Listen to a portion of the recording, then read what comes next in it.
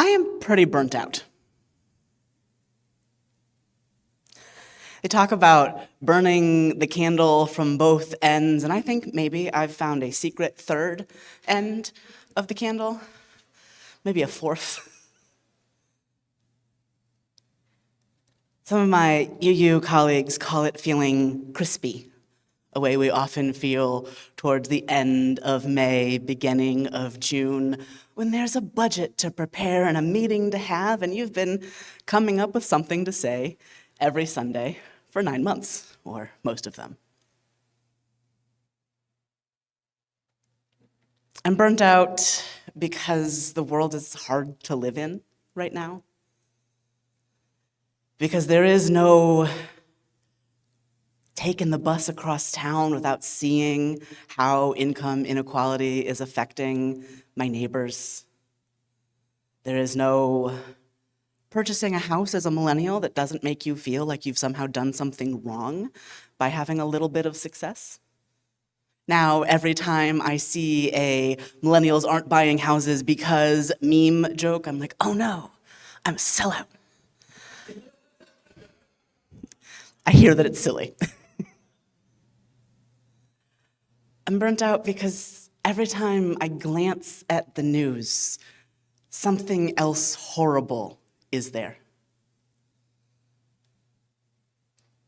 My tax dollars are being spent on all kinds of things I would rather they not be spent on. We spend so much money on death and so little money on life, on care, on anything like connection.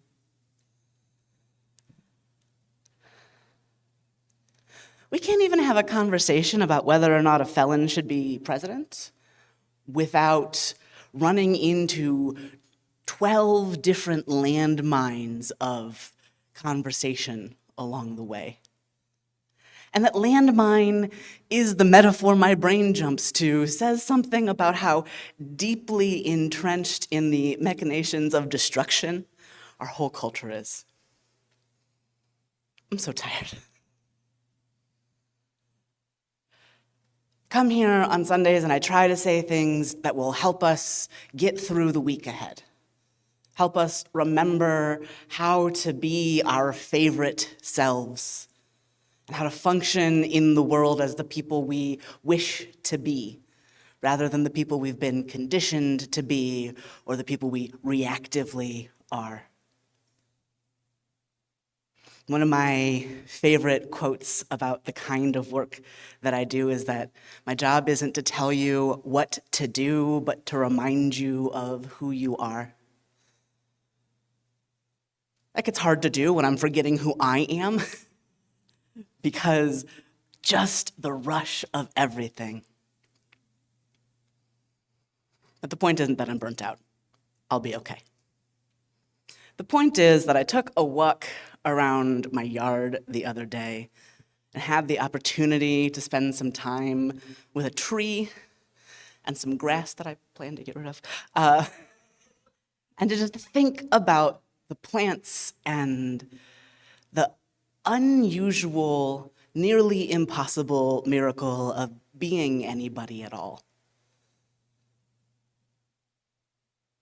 In doing that, I remembered that if I tell other people that I'm having a hard time, they will reach out to me and help take care of me. And I remembered that ultimately, the cure for burnout, the burnout I feel, the burnout you feel, is connection, right? Burnout and so much of our society tell us that we are all by ourselves. It gets in your brain and makes you feel alone. Like I am carrying all of this stuff on my back by myself. And even if there's a partner who lives in your house, sometimes you feel like, oh, nope, I'm taking all of this by myself because I'm taking care of you by not giving you any of my bad feelings. Yeah, that doesn't work. not how relationships work. We have to tell each other what's going on. We have to be able to talk to each other and say, hey, this is hard. And not have our issues solved, but heard. It's a hard project. Sometimes I don't know what I feel. I just feel bad. I have a really hard time trying to communicate about what's going on for me if I don't have good words for it. It might be an occupational hazard. I'm really caught up on having the right words for whatever it is I want to express, but sometimes just saying, I feel bad, is enough. Sometimes I'm having a hard time is enough of a statement. At least enough for you to say, you know what I should do? I should go outside. Or I should take a bath or a shower. Or I should play some music that I really like or that feels like the moment I'm having right now. Caitlin and I do a thing where each time we have a birthday, we start a new playlist. We name the playlist after the age that we are. This turns into some really chaotic playlists because what we do is we just put every song that we find ourselves listening to over and over again on the playlist. The playlist that I had coming into my birthday in 2020, right? My birthday's in April. Lockdown happened in March. A real sharp turn in that playlist to My playlist this year is an interesting mix of rap beef, gay pop, and songs I listened to when I was a teenager riding a bus and feeling like I had no idea what I was going to do with my life. What an interesting place to be. I wonder how you connect with yourself. Do you go outside? Can I get hands? Is outside a place where you connect with yourself? Yeah, this does not surprise me. Okay. How about music? Does music remind you of who you are? Yeah. Okay. Does anybody need to be near water? It could be an ocean, it could be a river, it could be a pool, it could be the shower. Yeah. Okay. What else? I heard art, I heard film, cats, books, sunsets, okay? Lots of stuff. Really encourage you to, when you have some time to chat with each other, ask, what is your favorite way to come back to yourself? I encourage that in part because coming back to yourself is really important, but connecting with other people is that next level, right? And that's one of those things that we really believe in. We do relationship here, right? In order to have meaningful relationships with people, you have to share hard things with them. I am not saying that you have to open your heart completely to each and every person in this room. That is too many people.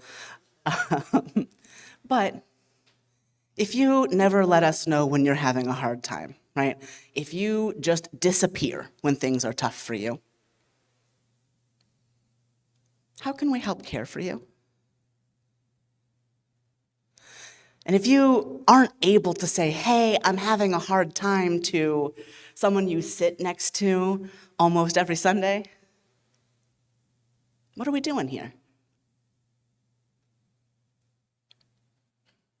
If you're not able to share your joys with the people sitting next to you, what are we doing here? Right? We come here to think, to do, philosophical work. We come here to do activism together. We come here for a lot of reasons, but to be together is one of the principal reasons, particularly to do this Sunday morning thing. It's one of the things that makes this different from the Sierra Club, right? You could join lots of organizations. I know you're all very good at it. Most of you are members of several other organizations. What's different is, though you might make friends along the way, the purpose of this is to connect with other people. The purpose of this is to connect with people who you might not otherwise run into. It's one of my favorite things about this kind of community. I learn so much about the world, about myself, about what it's like to be connected to people, by hearing other people share what their life is like. When their life is great, when their life is terrible, when it is irritatingly in the middle. You all have different perspectives. You might like the same things, but you don't always like the same things in the same way, right? A lot of us said that music was something that we connect to ourselves, but I bet you, any money at all, that we don't like the same music. We had a prom here last night, as you might see. It was a delight, and one of the greatest delights to me was that different people would request the music they wanted to hear. And though we did not all know or like each other's music, everybody just went with it, right? We would pick a song, and maybe you didn't know the song, but Sarah and Chris knew the song, and they were out there rocking. A worthwhile experience. Maybe we didn't all know the song, but everybody who was Gen X-y knew the song, or all the millennials knew the song, or Caitlin and I knew the song, and maybe we taught some people how to do the hot to-go dance, which was fun. That's more that gay pop I was talking about. It's really cool when people like things that aren't the things that you like. When you can let taste be taste, rather than good or bad. Sometimes you hear something and you're like, okay, I wouldn't have picked that, but I get it, and I understand why you like it. And sometimes that's enough. There's something really, really beautiful about people sharing the things they like. Just that. When people bring in their favorite board games to share, that's another one of those situations. We don't all like the same kinds of games, but it's really fun to see what people like enough to share. And it gives you a little insight into who those people are. Working on the music committee is like that. It's a good time, by the way. There's not a sign-up sheet for it, but you could do that. As we get together and we talk about, okay, what kind of music might we want to share? And let me tell you, Perry has different tastes than Ellie Kravitz does.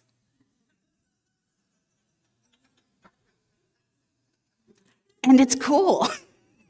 And it's cool that there is a place where people who might not have run into each other in a way where they would talk about music otherwise, get to talk about it and get to hear each other's perspectives and favorite things. We don't get to do a lot of that in the rest of the world, right? So much of the world is really cordoned off, right? You're at a concert with people who like the music you like. You mostly know people who are your generational cohort or related to you. And relatedness is a strange experience for a lot of us, so I'm just gonna leave that one aside. You probably work with people who have relatively similar experiences to you in a number of ways, especially if you work in a profession, right, where you need to have particular degrees to be doing what you're doing. And so you've all been to some kind of school that taught you some kind of similar things. And even if you had different experiences in there, you've got some stuff in common and you sort of fixate on what you have in common. There's a lot of places where we fixate on what we have in common, but here, we get to fixate on how cool it is that we aren't all the same. We get to be renewed and refreshed by our differences. Awesome. How many of you like Star Trek? Okay, fair enough. Fair enough. Okay, how many of you have watched Star Trek Discovery? Okay. I recommend it. A lot of people don't like it. I like it quite a lot. It's weird. To be clear, it's weird. But in this last season, which just ended and I haven't actually finished, so if you have seen it, don't tell me. But there are two characters who are wildly unlike each other. One of them is Breen Royalty. Now, if you've watched Deep Space Nine, you might be familiar with the Breen. The Breen are a hyper-violent, masked, robotic race who are a sort of magical enemy towards the end of Deep Space Nine. So one of them is a Breen Royalty. And the other one is a human who has had a pretty traumatic background. And they fall in love and cause chaos. Shock. But there's a moment of the crew kind of being like, what do these two possibly like about each other? What could they possibly have fallen in love with? In part because the crew is so busy seeing all the Breen as what they are used to seeing the Breen as. But in part because these are people with two really different experiences of the universe. And they say that what they love about each other is the ways in which they are different. The ways in which their differences teach them to be something more than the sum of their parts. That speaks to me. It speaks to me in the same way as Star Trek's general infinite diversity and infinite combinations thing speaks to me. We are enlarged by, healed by our differences. When I think about the things that I need to recover from burnout, the things that we need to recover from burnout, the things that our society and the world at large need to recover from increasing right-wing authoritarianisms. I got lost at the end of that word. The things we need to combat fascism, they are to love our differences. They are to be connected with one another, not just across the differences, right? But with joy about that we are not the same as each other. It's not my job to tell you what to do. It's my job to remind you of who you are. And who you are is good and valuable. The things you like are worth liking. The things you care about are worth caring about. And they belong in this space together. So let's take a quick second to practice connecting with each other. Find a partner, someone sitting near to you so it doesn't take me forever to get you back. But maybe not the person you live with if you're sitting next to them. And share what your favorite song is right now.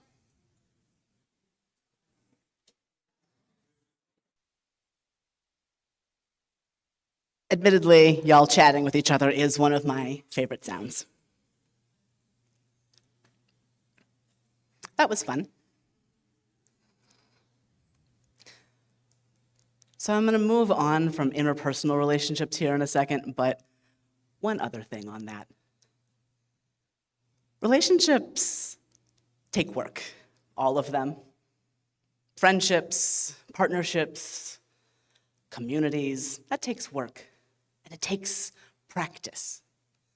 Being in relationship with each other is a skill.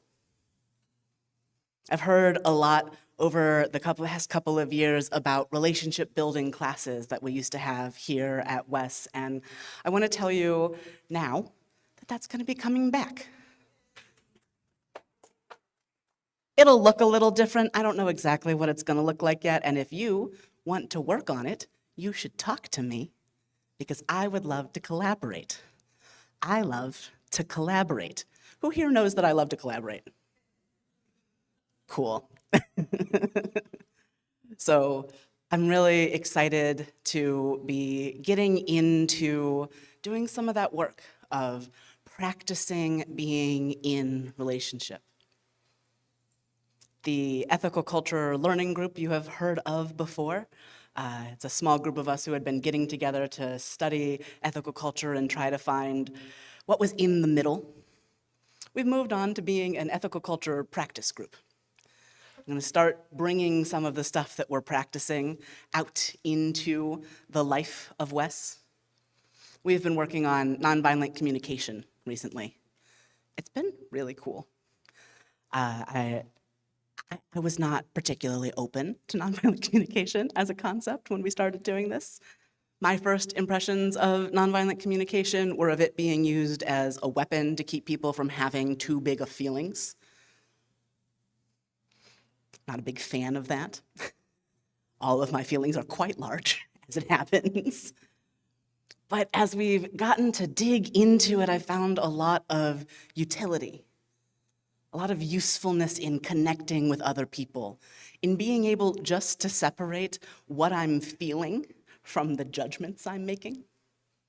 Because we're all feeling and judging all the time, and being able to say, oh, this is the feeling and this is the judgment, all by itself opens up a whole world of communication possibilities.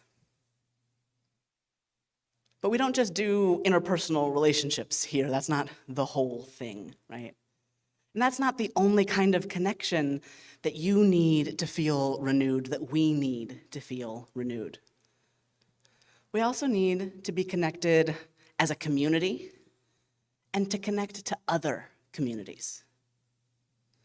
We've been getting really good at being back in the building together, and it is so much easier to connect as a community when we can be in the same space. We're going to keep doing Zoom because if you're sick, I would like you to be at home and still able to participate. And if you cannot get up in time to drive yourself here, I want you to still be able to connect and participate. And if your personal body does not drive or ride the bus anymore, I want you to know that it is still really important to us that you are part of this community. But if you can come, please do. We've been having more things with food. Food is one of the things that humans love to do to connect with each other, and that y'all love to do to connect with each other. So we're going to be the Washington Eating Society a little bit more often. Next year, we're trying to have at least one food event every month. If you want to work on that, tell me. I know a lot of you have expertise. Adam, do you have a question?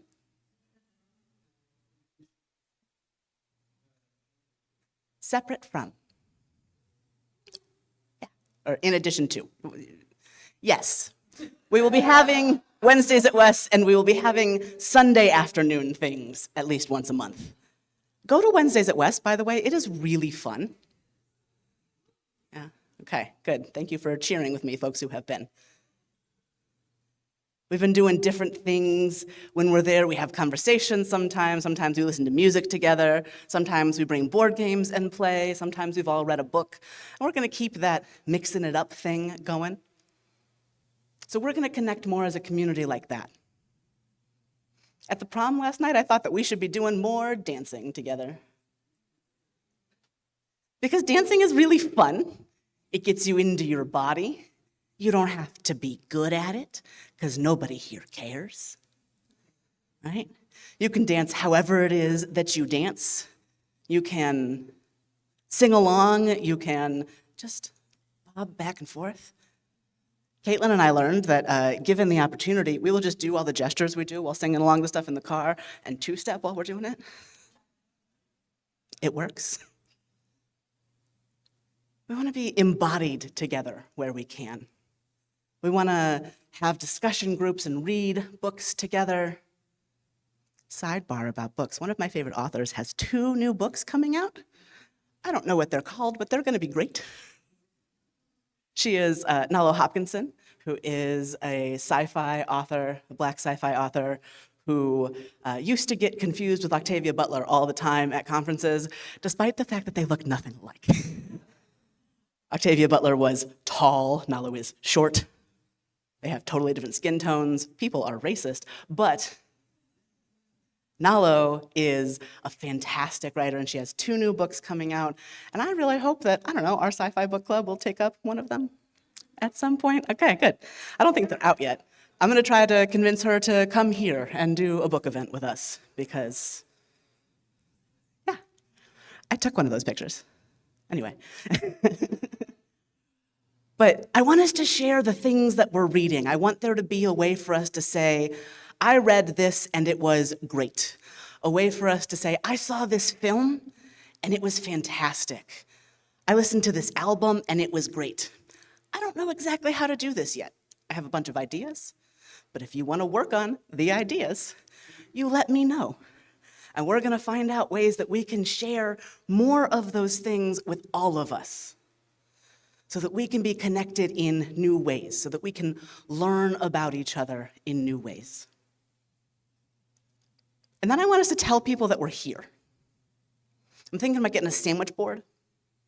We don't have money for a big church sign, but I think we have sandwich board money.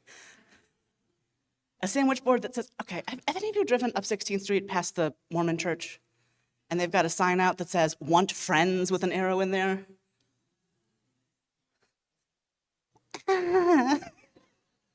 It kills me because friendship doesn't involve a coercive guy in the sky who tells you what kind of underwear to wear. At least not the kind of friendships I like to participate in. So I don't suggest that we say, want friends who are not going to send you to hell. But we've got plans to have titles for platforms enough ahead of time that we could put a title out there on a sandwich board, and maybe somebody driving by will say, well, that's interesting, and change their plans for the day.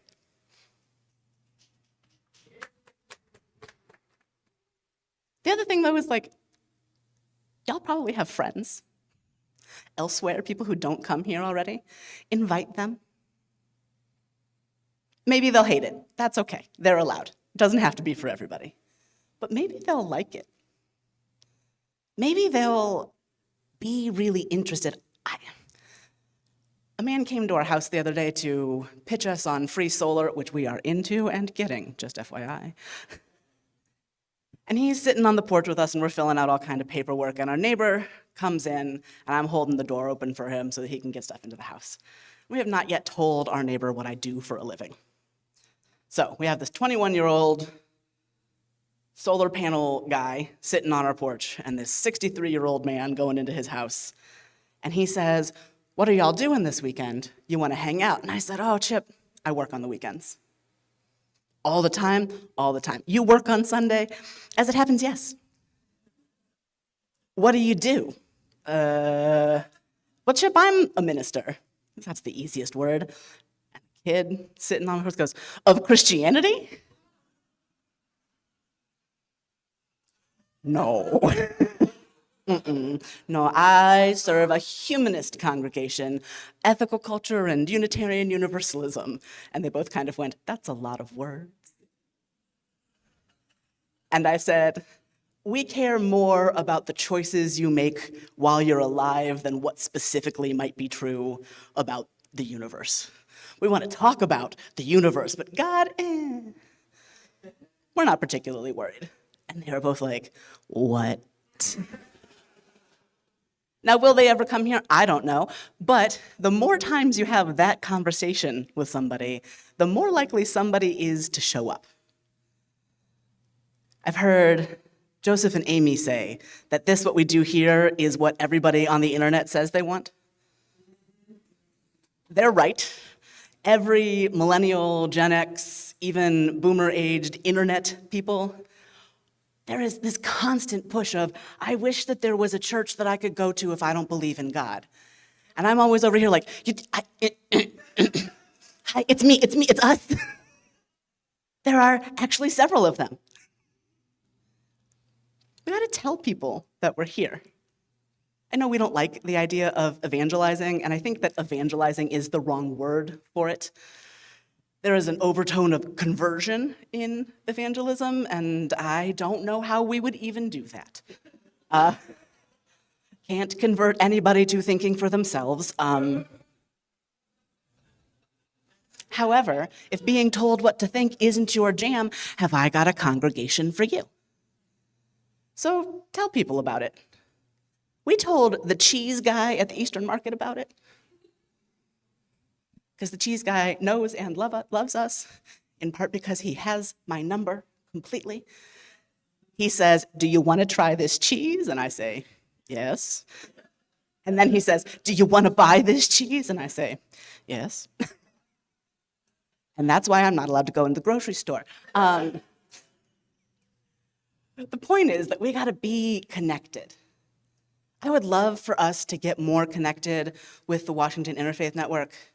I've had a hard time connecting with them myself. I have been busy. You have been busy. It's okay. But what if we got a little group of us together and went to one of the first meetings in the fall and saw if there was a project they were working on that we were ready to get involved in? I know they're doing great stuff around the issues that we care about, like poverty and the environment and housing. So we should get involved. We should connect with other people. Or our Share the Plate for this month, HIPS, which does really great outreach with people who are using drugs, who are living on the street, who are doing sex work. What if we went to them and said, "Hey, how could we partner with you? Is there a way we could go hand out Narcan for you? Can we get one of your vending machines up in this part of town?" They have these great vending machines that you don't actually have to pay anything for. They have Narcan and condoms, and sometimes they have a needle exchange program as part of that. We could do that. I have ideas. I need you to show up with me and do them with me. I can't do stuff all by myself. I mean, I can do a lot of stuff all by myself, but it would be so much more fun to do it with you. And I think we would all feel a little less isolated. We would all feel a little more like we're doing something together. I think the tenor of our conversations around business around here, around the money, around the governance, might be a little less tense, because we would know what we were doing. We would be there showing up with each other. So that's my pitch for getting connected as a community and to the wider community. The last piece of connection sort of circles back around to the first and connects. It's that sense of connection with everything, with everybody, with not just the whole world, but the whole universe. That's the stuff I really need the ocean for. I need a night sky I can really see. Sidebar, do you all know how wildly wonderful it is that you can get out of DC and into nowhere very quickly? That is cool. Los Angeles goes on forever. Los Angeles goes from here to New York, basically. You can't get away from the lights of it. But you could get together with some friends and get an hour outside of DC, and you can see the stars. And you can look up and you can see all these little flashing lights, all these pinpricks of light from the past shining into the moment. All this evidence of the chaos and explosion that somehow turned into living things, and then living things with consciousness. And you can feel the sublime thing, the transcendence that is being this little fraction of everything. Being important because you get to make choices, but also so small. The ocean and the stars help me remember that I'm dust, just like everything else. That all of us are just fragile little pieces of the whole story. So delicate and important as individuals, and so nothing also. There's I'm gonna get this a little bit wrong, so please forgive me, but there is a pair of phrases that come from Jewish wisdom, and it says something like, keep both of these in your pocket. The universe was created for you, and you are just dust. The ocean and the stars help me remember that I am the only me that is or ever will be. That each of us is a unique manifestation of the energy of the universe that has developed consciousness, and whoa, but also just one. Humility and the confidence of our own uniqueness. That connection gives me a sense of freedom that none of the other pieces do. That connection circles back to my understanding of who me is and reminds me that who I am is an art project that I'm still working on. That who I am gets to change like everything else. That who I am is unique and just like everybody else. We need to remember to connect to that bigger level of thing, because if you're so busy looking at the world from inside, I'm making horse blinders, but I'm holding the microphone, right? If you're in your little horse blinders, you might not be as scared as you might otherwise be, right? That's what the blinders are for. They keep the horse from getting too scared. But you're not a horse. And your job isn't just to go in the direction that somebody else pointed you in. You get to take the blinders off. You get to see everything and be a little afraid of it, and that's okay. Because you can remember who you are. You can reach out a hand. You can be part of a community that is part of a community. You can be part of communities, as Paula Cole Jones calls it.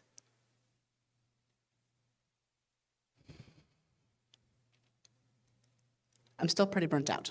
Turns out, speaking to you for half an hour didn't fix it. Who knew? And you are probably still pretty burnt out. But there are paths forward. And those paths forward are together, are holding hands and sharing books and dancing like we don't care if anyone sees us. They are putting on too much makeup if that's your jam. It is mine sometimes. Wearing something ridiculous. Sharing a favorite film with a friend. Listening to somebody else's music for a while. They are showing up for each other and for the people who are in the most need in our community. Our community here, and our community here, and our community here. How many gestures can I make? There is so much possibility because the story is not over yet. We are still writing and weaving and creating and splotching paint onto and gluing things to our group art project. I'm burnt out, but I am really excited for what's next. I gotta take a nap for about a week in July. I have a week in July planned to take a nap all week. So think about what you need. Maybe you need to take a nap for a week. That is fair. Maybe you need to talk to Shirley Storms and go over to her house and make some art or buy some art, right? Maybe your house doesn't have enough art in it yet. Maybe you need to ask Ellie Kravitz for a music recommendation. Sorry, friend. Maybe you need to talk to Adam or Perry about a book recommendation. I know they both have great recommendations. Maybe you really need to read a comic book. I know a guy. Maybe you need to plant something in a garden, but your own garden at home isn't the move. I know a guy. It's Terry. We have a garden out there. It's beautiful. Maybe you need to go to a concert. I think Julie might be a person for that. And I know Rajesh has some really good podcast recommendations. I know Sue always knows a good book, and Jeff always has an interesting museum or train that you could go be on. You all have such things to add to each other's lives. We're going to take a little bit of a break this summer. I'll tell you a little bit about it now, but you'll also get an email. We're going to be doing some exploring while we take a break. So here's what happened. My UU colleagues got together and said, our officiants and our tech people are tired, and we all need to go on vacation. So what if we get together and we offer programming to each other's congregations over the course of the summer? And we all said, yes, let's do that. So we're going to start on July 14th. We're going to start here. We're going to host everybody else for our first Sunday participating. So on July 14th, we're going to be here, and folks from some nearby UU congregations are going to be here. And then in the weeks that follow, we're either going to go to their congregations in person and check it out. We'll have a designated host for each of those events, so you have someone to connect with and we can schedule rides. Or you can always stream it from home. Sometimes, and I don't have the exact dates yet, we'll have streaming parties here, so you can watch it together. And not all of it is going to be your jam. I have done some picking and choosing so that I think that the Sundays we're going to see are more the ones that are going to speak to us than the ones that might not, that might veer too off into Unitarian Universalism's Christianity for us. But it's not all going to be your jam. The point is going to be to say, okay, what are these people doing that I like, that is good? And what are they doing that I never want to do? But let's focus on that I like, that is good, because it's really easy to say what you don't like and harder to say what you do. That's going to go on through August. On August 18th, we'll be here in person, not participating in that because I have a special guest speaker, artist, a experimental filmmaker, professor at Cal State University, just north of San Diego, who is one of my favorite artists, will be coming in to talk about his work and collaborative visioning. Because when we get back in September, we're going to get started on a visioning project of our own. And that is part of the point of this summer of exploration. Part of it is so that the officiants and the tech team have a break, because they work real hard all year. But part of it is so that we can start seeing, okay, what do we want to do? What are other people doing that's working?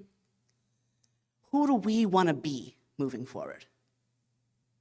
We're going to do this visioning work so that we can remake our container. Our container's a little tattered from years of pandemic and some big transitions.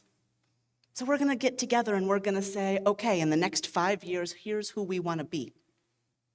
This is why we're here. This is who we are. And this is what we're up to. And all of that starts with having conversations with each other and checking out the people around us. I'm really burnt out.